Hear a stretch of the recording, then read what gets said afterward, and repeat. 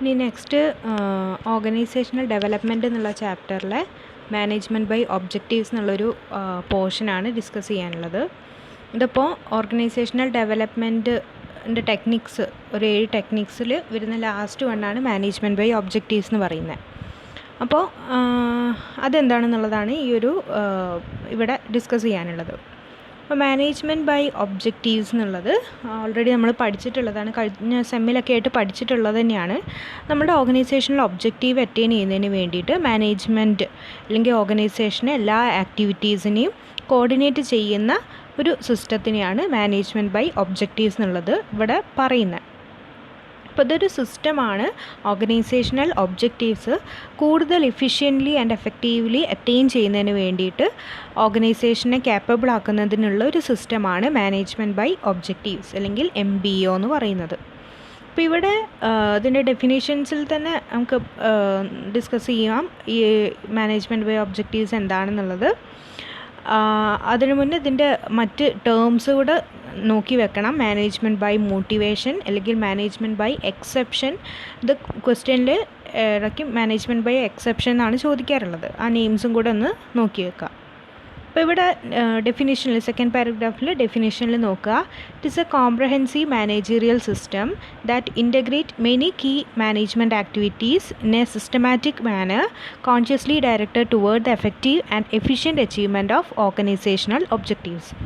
അപ്പോൾ ഒരു organisational objectives എന്തിനു വേണ്ടിയിട്ടാണോ ഓർഗനൈസേഷൻ ഫോം ചെയ്തിരിക്കുന്നത് ആ ഒരു ഒബ്ജക്റ്റീവിനെ കൂടുതൽ എഫിഷ്യൻ്റ്ലി അച്ചീവ് ചെയ്യുന്നതിന് വേണ്ടി മാനേജ്മെൻറ്റ് അല്ലെങ്കിൽ ഓർഗനൈസേഷനിലെ എല്ലാ റിസോഴ്സസിനെയും മാനേജ് ചെയ്യുന്ന അല്ലെങ്കിൽ കോർഡിനേറ്റ് ചെയ്യുന്ന ആ ഒരു സിസ്റ്റത്തിനെയാണ് മാനേജ്മെൻറ്റ് ബൈ ഒബ്ജക്റ്റീവ്സിൽ പറയുന്നത്. അപ്പോൾ ഇതൊരു സിസ്റ്റമാണെന്നുള്ളത്, എന്താണ് ഈ സിസ്റ്റത്തിൻ്റെ പ്രോസസ്സ് എന്നുള്ളത് പഠിച്ചു വയ്ക്കുക. അപ്പോൾ ഇവിടെ ഇതിൻ്റെ പ്രോസസ്സിൽ നോക്കാം, അല്ലെങ്കിൽ നെക്സ്റ്റ് ഇതിൻ്റെ ഫീച്ചേഴ്സ് എന്തൊക്കെയാണെന്നാണ് നോക്കുന്നത്. അപ്പോൾ നമ്മൾ ഓൾറെഡി പറഞ്ഞു ഇത് ഫോക്കസ് ചെയ്യുന്നത് എന്താ, it focus on goals and their achievement. Organisational objectives എന്താണ് ആൻഡ് അതെങ്ങനെ നമുക്ക് കൂടുതൽ എഫക്റ്റീവ്ലി അച്ചീവ് ചെയ്യാമെന്നുള്ളതാണ് ഫോക്കസ് ചെയ്യുന്നത്. Then second one, it include long term and short term objective. ഓർഗനൈസേഷൻ്റെ മെയിൻ ഒബ്ജക്റ്റീവ് അല്ലെങ്കിൽ ലോങ് ടേം ഒബ്ജക്റ്റീവ് എന്താണ് ആൻഡ് അതുമായിട്ട് അക്കമ്പനി ചെയ്യുന്ന അല്ലെങ്കിൽ അത് അച്ചീവ് ചെയ്യാൻ വേണ്ടിയിട്ട് ഷോർട്ട് ടേം ആയിട്ട് എന്തൊക്കെ ഒബ്ജക്റ്റീവ്സ് വേണം, ഇത് രണ്ടും ഫോക്കസ് ചെയ്തുകൊണ്ടാണ് മാനേജ്മെൻറ്റ് ബൈ ഒബ്ജക്റ്റീവ്സ് ഫോം ചെയ്തിരിക്കുന്നത്. Then the philosophy of MBO views the organisation has A dynamic entity. ഇവിടെ എന്താണ്, ഓർഗനൈസേഷൻ എന്ന് പറയുന്നത് ഒരു ഡൈനാമിക് എൻറ്റിറ്റിയാണ്, അല്ലെങ്കിൽ ഫ്രീക്വൻ്റ്ലി ചേഞ്ചസ് ഒക്കെയർ ചെയ്യുന്ന ഒരു എൻറ്റിറ്റിയാണ് ഇവിടെ ഓർഗനൈസേഷൻ എന്നുള്ളതുകൊണ്ട് വ്യൂ ചെയ്യുന്നത്. ഒരു സ്റ്റാറ്റിക് ആയിട്ടുള്ള എൻറ്റിറ്റി അല്ല ഓർഗനൈസേഷൻ. അപ്പോൾ ഇവിടെ മെയിൻ അസംഷൻ എന്ന് പറയുന്നത് organisation is a dynamic entity. Then next, constant attention must be given to refine, modify and improve the goals and the approaches to achieve them on the basis of experience. എന്താ, നമ്മളുടെ ഗോൾസിനെ നമ്മൾ constantly എന്ത് ചെയ്തുകൊണ്ടിരിക്കുന്നുണ്ട്, modify ചെയ്തുകൊണ്ടിരിക്കുന്നുണ്ട്. നമുക്കൊരു goal achieve ചെയ്യാൻ കഴിയുന്നില്ല എന്നുണ്ടെങ്കിൽ ആ ഗോളിനെ കൂടുതൽ മോഡിഫൈ ചെയ്യുന്നുണ്ട് അല്ലെങ്കിൽ ഇംപ്രൂവ് ചെയ്തുകൊണ്ടിരിക്കുകയാണ് ഇവിടെ ചെയ്യുന്നത്. Then effective participation and involvement by each member is required to set up goals and its achievement. ഇനി ഈ ഒരു ഗോൾ അച്ചീവ് ചെയ്യണമെന്നുണ്ടെങ്കിൽ മെയിനായിട്ട് ഇവിടെ വേണ്ട ഒരു ഫാക്ടർ എന്ന് പറയുന്നത് മെമ്പേഴ്സിൻ്റെ, ഓരോ മെമ്പേഴ്സിൻ്റെയും എഫക്റ്റീവ് പാർട്ടിസിപ്പേഷനാണ്. Then it give emphasise on effective performance, നമ്മൾ പറഞ്ഞതാണ്. Then it guidelines for appropriate system, procedures and delegation of authority, allocation of resources. Then ഈ ഒരു ഒബ്ജക്റ്റീവ് അറ്റൈൻ ചെയ്യണമെന്നുണ്ടെങ്കിൽ നെക്സ്റ്റ് വേണ്ട ഫാക്ടർ എന്ന് പറയുന്നത് എന്താ, ഓർഗനൈസേഷനിൽ അവൈലബിൾ ആയിട്ടുള്ള റിസോഴ്സസിൻ്റെയൊക്കെ പ്രോപ്പർ അലോക്കേഷൻ. ദെൻ ഓർഗനൈസേഷനിൽ ഇപ്പോൾ ഓരോ ലെവലിലുള്ള അതോറിറ്റീൻ്റെ delegation. Then organisational procedures and system appropriately എങ്ങനെയൊക്കെ നടത്തിക്കൊണ്ട് പോവാം, റൺ ചെയ്യിക്കുക എന്നുള്ളതിന് വേണ്ട ഗൈഡ് ലൈൻസ്. ഇതൊക്കെ ഈ ഒരു മാനേജ്മെൻറ്റ് ബൈ ഒബ്ജക്റ്റീവ്സ് പ്രൊവൈഡ് ചെയ്യുന്നുണ്ട്. The next, periodic review of performance is an essential feature of MBO. ഇനി നമ്മൾ ഓരോ സ്റ്റേജസിലെത്തുമ്പോഴും അത് എത്രത്തോളം എഫക്റ്റീവ് ആണെന്നുള്ളത് നമ്മൾ റിവ്യൂ ചെയ്യുന്നുണ്ട്, പീരിയോഡിക് റിവ്യൂ ചെയ്യുന്നുണ്ട്. ഇഫ് നമ്മൾ വിചാരിച്ച ലെവലിൽ എത്തിയിട്ടില്ല എന്നുണ്ടെങ്കിൽ അതിന് വേണ്ട ഇംപ്രൂവ്മെൻറ്റ്സ് ആൻഡ് മോഡിഫിക്കേഷൻസ് കൊണ്ടുവരുന്നതിന് വേണ്ടിയിട്ടാണ് ഈ ഒരു പീരിയോഡിക് റിവ്യൂ ചെയ്യുന്നത്. ദെൻ ലാസ്റ്റ് ഫീച്ചർ എന്ന് പറയുന്നത് the technique of MBO establish community of interest and A shared sense of vision among all the managers. ഇനി ഓർഗനൈസേഷനുള്ള എല്ലാ മാനേജേഴ്സിനും ഒരു ഷെയർഡ് സെൻസ് ഓഫ് വിഷൻ ഉണ്ടാകും. ഓർഗനൈസേഷൻ്റെ കോമൺ ഒബ്ജക്റ്റീവ് എന്താണ്, കോമൺ പ്രൊസീജിയേഴ്സ് എന്താണെന്നുള്ളതിനെ കുറിച്ചിട്ട് ഓരോ മാനേജേഴ്സിനും കോമൺ വിഷൻ അവിടെ ഉണ്ടാകും. ഇത്രയാണ് ഇതിൻ്റെ ഫീച്ചേഴ്സായിട്ട് ഡിസ്കസ് ചെയ്യാനുള്ളത്. ഇനി നെക്സ്റ്റ് ഇതിൻ്റെ പ്രോസസ്സാണ്. പ്രോസസ്സ് എന്ന് പറയുന്നത് 4 സ്റ്റെപ്സാണ് ഇൻവോൾവ് ആയിട്ട് വരുന്നത്. ഫസ്റ്റ് സ്റ്റെപ്പ് എന്ന് പറയുന്നത് സെറ്റിംഗ് ഒബ്ജക്റ്റീവ്സ്. നമ്മൾ പറഞ്ഞു ഓർഗനൈസേഷൻ്റെ കോമൺ ഒബ്ജക്റ്റീവ് എന്താണ്, എന്തിനു വേണ്ടിയിട്ടാണ് ഓർഗനൈസേഷൻ ഫോം ചെയ്തിരിക്കുന്നത്. The main objectives of the organisation are determined first. Then ഈ ഒരു ഓർഗനൈസേഷൻ ഒബ്ജക്റ്റീവ് അറ്റൈൻ ചെയ്യണമെന്നുണ്ടെങ്കിൽ ഓർഗനൈസേഷൻ്റെ ഡിഫറെൻറ്റ് ഡിപ്പാർട്ട്മെൻറ്റ്സിനാണെന്നുണ്ടെങ്കിലും ഡിഫറെൻറ്റ് സെക്ഷൻസിനാണെന്നുണ്ടെങ്കിലും സബ് ഒബ്ജക്റ്റീവ്സ് ഉണ്ടാകും, സബ് ഗോൾസ് ഉണ്ടാകും. അപ്പോൾ ഈ ഒരു ലോങ് റൺ ഒബ്ജക്റ്റീവ് അറ്റൈൻ ചെയ്യുന്നതിന് വേണ്ടിയിട്ടുള്ള ഷോർട്ട് റൺ ഒബ്ജക്റ്റീവ്സ് എന്തൊക്കെയാണെന്നുള്ളതും ഈ ഒരു ഫസ്റ്റ് സ്റ്റേജിൽ സെറ്റ് ചെയ്യുന്നുണ്ട്. ഇനി ഈ ഒരു ലോങ് റൺ ഒബ്ജക്റ്റീവ് എന്ന് പറയുന്നത് it may be survival or expansion ആയിരിക്കാം. ചില ഫേംസ് ഇപ്പോൾ റൺ ചെയ്തുകൊണ്ടിരിക്കുന്നത് ഒരു ലോസിലാണെന്നുണ്ടെങ്കിൽ അവിടെ അവർക്ക് സർവൈവലാണ് അവരുടെ ഒബ്ജക്റ്റീവായിട്ട് വരിക. അതായത് ഇപ്പോൾ റൺ ചെയ്യുമ്പോൾ ഉണ്ടായിരിക്കുന്ന കോസ്റ്റ് മേക്കപ്പ് ചെയ്യുന്നതിന് വേണ്ടിയിട്ടെങ്കിലും അല്ലെങ്കിൽ കോമ്പൻസേറ്റ് ചെയ്യുന്നതിന് വേണ്ടിയിട്ടെങ്കിലും പ്രോഫിറ്റ് ഏൺ ചെയ്യുക, സർവൈവ് ചെയ്ത് പോവുക എന്നുള്ളതായിരിക്കും ലോസ് മേക്ക് ചെയ്യുന്ന ഫേംസിൻ്റെ ഒബ്ജക്റ്റീവ് എന്ന് പറയുന്നത്.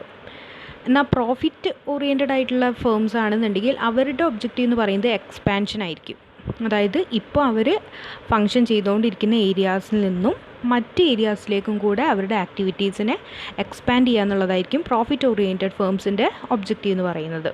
അപ്പോൾ അത് ഓരോ ഗ്രോത്ത് സ്റ്റേജിലുള്ള ഫേംസിനനുസരിച്ച് ഒബ്ജക്റ്റീവ്സിൽ ഡിഫറൻസ് ഉണ്ടാകും.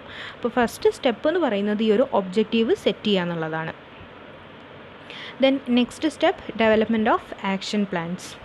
അപ്പോൾ ആക്ഷൻ പ്ലാൻസ് എന്ന് പറഞ്ഞാൽ ഈ ഒരു ഒബ്ജക്റ്റീവ്സ് സെറ്റ് ചെയ്ത് വെച്ചിരിക്കുന്ന ഒബ്ജക്റ്റീവ് നമുക്ക് അറ്റൈൻ ചെയ്യണമെന്നുണ്ടെങ്കിൽ അതിന് എന്തൊക്കെ ആക്ഷൻസ്, എന്തൊക്കെ ഫങ്ഷൻസ് ഓരോ ഡിപ്പാർട്ട്മെൻറ്റ്സ് ആണെങ്കിലും ഓരോ ഡിപ്പാർട്ട്മെൻറ്റിലെ ഇൻഡിവിജ്വൽസ് ആണെന്നുണ്ടെങ്കിലും ഓരോ ഡിവിഷൻ ആണെങ്കിലും എന്തൊക്കെ ആക്ടിവിറ്റീസ് ചെയ്യേണ്ടി വരും, ഓരോരുത്തർക്കും എന്തൊക്കെ റെസ്പോൺസിബിലിറ്റീസ് ആണ് എന്ന് അലോക്കേറ്റ് ചെയ്യുന്നതാണ് ആക്ഷൻ പ്ലാൻസ് ഡെവലപ്പ് ചെയ്യുന്ന സ്റ്റേജിൽ ചെയ്യുന്നത്. Action plans means what are the activities that have to be done by each individual or each departments in the organisation.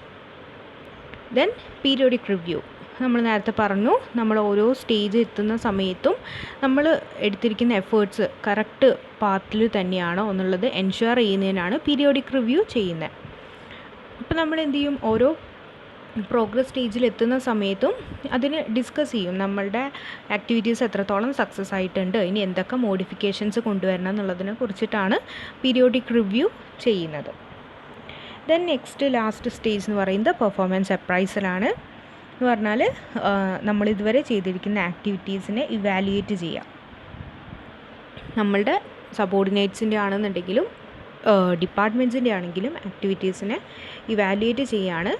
ഇനി നമ്മളുടെ എടുത്തിരിക്കുന്ന മെഷേഴ്സിൽ തെറ്റായിട്ട് എന്തെങ്കിലും അല്ലെങ്കിൽ നമ്മളുടെ ഒബ്ജക്റ്റീവ്സ് അറ്റൈൻ ചെയ്യാൻ കഴിയുന്നില്ല എന്നുണ്ടെങ്കിൽ നമ്മളതിന് പെർഫോമൻസിനെ കറക്റ്റീവ് മെഷേഴ്സ് എടുത്തുകൊണ്ട് റൈറ്റ് പാത്തിലേക്ക് കൊണ്ടുവരിക എന്നുള്ളതാണ് ലാസ്റ്റ് സ്റ്റെപ്പിൽ ചെയ്യുന്നത്. നമ്മൾ സ്റ്റാൻഡേർഡ് അറ്റൈൻ ചെയ്യാൻ കഴിയുന്നില്ല എന്നുണ്ടെങ്കിൽ ആ സ്റ്റാൻഡേർഡ് ഇമ്പ്രൂവ് ചെയ്യുന്ന രീതിയിൽ നമ്മളുടെ ആക്ടിവിറ്റീസിനെ കറക്റ്റ് ചെയ്യിക്കുക. ഇത്രയാണ് ഇതിൻ്റെ പ്രോസസ്സായി വരുന്നത്. Then last what are the benefits of MBO. അപ്പോൾ നമുക്ക് കോമൺ ആയിട്ട് അറിയാവുന്ന ഒബ്ജക്റ്റീവ്സ് തന്നെ ബെനിഫിറ്റ്സ് തന്നെ ഡിസ്കസ് ചെയ്യാം. എന്താ ഫസ്റ്റ് എന്ന് പറയുന്നത് ഗോൾ സെറ്റിങ്ങിൽ ഓരോ ഇൻഡിവിജ്വലിനും സബോർഡിനേറ്റിനും പാർട്ടിസിപ്പേഷൻ കിട്ടുന്നുണ്ട് എന്നുള്ളതാണ്. ദെൻ സെക്കൻഡ് വൺ എന്ന് പറയുന്നത് ഓരോ സബോർഡിനേറ്റിനും അവരുടെ പെർഫോമൻസ് ഇമ്പ്രൂവ് ചെയ്യുന്നതിനുള്ളൊരു ഓപ്പർച്യൂണിറ്റി പ്രൊവൈഡ് ചെയ്യുന്നുണ്ട്. അവർക്ക് ഒബ്ജക്റ്റീവ് എന്താണെന്നുള്ളത് അറിഞ്ഞുകൊണ്ട് ആ ഒരു ഒബ്ജക്റ്റീവിലേക്ക് കംപ്ലീറ്റ് എഫേർട്ടിനെ കോൺസെൻട്രേറ്റ് ചെയ്യാൻ അല്ലെങ്കിൽ കോൺട്രിബ്യൂട്ട് ചെയ്യാനുള്ളൊരു ഓപ്പർച്യൂണിറ്റി പ്രൊവൈഡ് ചെയ്യുന്നുണ്ട്. ദെൻ നെക്സ്റ്റ് നമ്മളുടെ ഓരോ ഒബ്ജക്റ്റീവ്സും ക്ലിയർ കട്ടാണ്, അല്ലെങ്കിൽ ഓൾറെഡി സെറ്റ് ചെയ്ത് വെച്ചിട്ടുള്ള ഒബ്ജക്റ്റീവ്സാണ്. അപ്പോൾ ആ ഒരു ഒബ്ജക്റ്റീവ് അറ്റൈൻ ചെയ്യുന്നതിന് വേണ്ടി മാത്രം അവർക്ക് അവരുടെ പെർഫോമൻസ് ഇമ്പ്രൂവ് ചെയ്യുകയാണെന്നുണ്ടെങ്കിലും അല്ലെങ്കിൽ മോഡിഫൈ ചെയ്യുകയാണെങ്കിലൊക്കെ ചെയ്താൽ മതി. അപ്പോൾ അവരുടെ പെർഫോമൻസിനെ കൺട്രോൾ ചെയ്യുന്നതിനുള്ളൊരു ചാൻസാണ് ഈ ഒരു MBO കൊടുക്കുന്നത്. കാരണം അൺനെസസറി ആയിട്ടുള്ള ഒരു മൂവ്മെൻറ്റും ഒരു എംപ്ലോയി അല്ലെങ്കിൽ ഒരു സബോർഡിനേറ്റും ചെയ്യേണ്ട ആവശ്യമില്ല.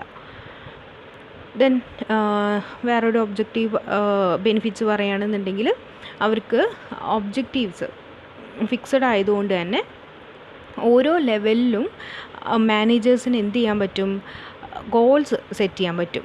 കോമൺ ഒബ്ജക്റ്റീവ് എന്താണെന്ന് നോക്കിയതിന് ശേഷം ഓരോ ലെവലിനും വേണ്ട ഗോള് മാനേജേഴ്സിന് സെറ്റ് ചെയ്യാൻ പറ്റുന്നുണ്ട്. അതുപോലെ തന്നെ എൻ്റയർ ഓർഗനൈസേഷനിൽ ഇപ്പോൾ മാനേജേഴ്സിന് ഗോൾ സെറ്റ് ചെയ്യുന്നതിന് വേണ്ടിയിട്ട് എംപവർ ചെയ്തിട്ടുണ്ടെന്നുണ്ടെങ്കിൽ എൻ്റയർ ഓർഗനൈസേഷനിൽ ആ മാനേജറുടെ റോൾ എന്താണെന്നുള്ളതിനെക്കുറിച്ച് കൂടുതൽ മാനേജേഴ്സിന് ക്ലാരിറ്റി ഉണ്ടാകും. റോൾ ക്ലാരിറ്റി കൂടുതലായിരിക്കും മാനേജേഴ്സിന് ഉണ്ടാവുക. ദെൻ നമുക്ക് ഓർഗനൈസേഷൻ്റെ ടോട്ടൽ എടുക്കുകയാണെന്നുണ്ടെങ്കിലും അല്ലെങ്കിൽ ഓരോ ഇൻഡിവിജ്വലിന് എടുക്കുകയാണെന്നുണ്ടെങ്കിലും പെർഫോമൻസ് സ്റ്റാൻഡേർഡ് ഫിക്സ് ചെയ്യാൻ കഴിയുന്നുണ്ട്. ദെൻ ഓരോ ആക്ടിവിറ്റീസ് ഓരോ ലെവൽ എടുക്കുകയാണെന്നുണ്ടെങ്കിലും ഓർഗനൈസേഷൻ ലെവലിൽ കോമൺ ആയിട്ട് അല്ലെങ്കിൽ കംപ്ലീറ്റ് ആയിട്ട് ഫങ്ഷൻസിനെ ഇൻ്റഗ്രേറ്റ് ചെയ്യാൻ MBO ഒരു ചാൻസ് പ്രൊവൈഡ് ചെയ്യുന്നുണ്ട്. Then periodic review is possible. Then 10th one എന്ന് പറയുന്നത് ഓർഗനൈസേഷൻ കൺട്രോൾ ചെയ്യാൻ ഹെൽപ്പ് ചെയ്യുന്നുണ്ട്.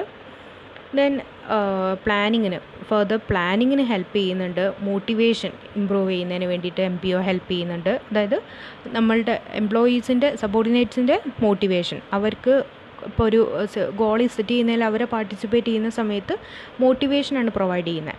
അങ്ങനെ ഓരോ വിധത്തിലും സബോർഡിനേറ്റ്സിന് മോട്ടിവേഷൻ പ്രൊവൈഡ് ചെയ്യുന്നതിനും MBO ഹെൽപ്പ് ചെയ്യുന്നുണ്ട്.